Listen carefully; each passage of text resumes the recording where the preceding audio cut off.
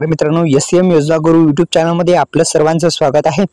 PM किसान योजनेच्या 19व्या हप्त्यासंदर्भात या कार्यक्रमातून वितरित केल्या जाणार सविस्तर अशी बातमी आपण जाणून घेण्याचा प्रयत्न करणार आहोत। त्यामुळे यूट्यूब चॅनलला सबस्क्राइब केल्याच्या नंतर बेल आयकॉनला ऑल प्रेस करा। अशाच नवनवीन व्हिडिओचं तुम्हाला नोटिफिकेशन पाहिजे असेल तर डिस्क्रिप्शन बॉक्समध्ये दिलेल्या लिंकला नक्की विजिट करा। आपल्या व्हॉट्सअप ग्रुपला जॉइन व्हायला विसरू नका।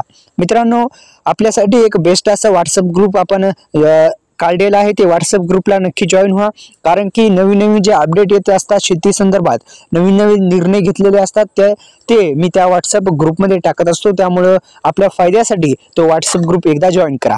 मित्रांनो, जॉइन केल्याच्या नंतर आपल्याला वेळोवेळी अपडेट मिळत राहतील। मित्रांनो, अर्थसंकल्पा संदर्भात मोठी अशी जी चर्चा आहे, अर्थसंकल्पात शेतकऱ्यांसाठी काय काय मोठे निर्णय होऊ शकतात या संदर्भात सुद्धा आपण जाणून घेण्याचा प्रयत्न करणार आहोत। तर दरम्यान या अर्थसंकल्पामध्ये शेतकऱ्यांसाठी मोठे गिफ्ट मिळणार असल्याची शक्यता जी आहे ती वर्तवली जात आहे।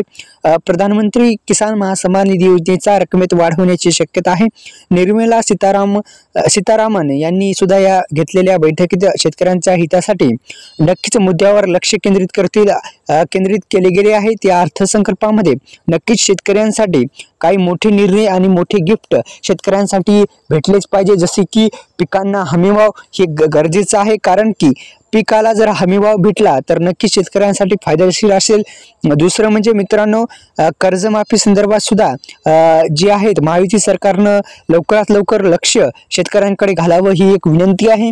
आणि मित्रांनो, दुसरं म्हणजे पीएम किसान आणि नमो शेतकरी महासन्मान निधी योजनेमध्ये ही जी योजना आहे त्या दोन्ही योजनेमध्ये हप्त्यामध्ये वाढ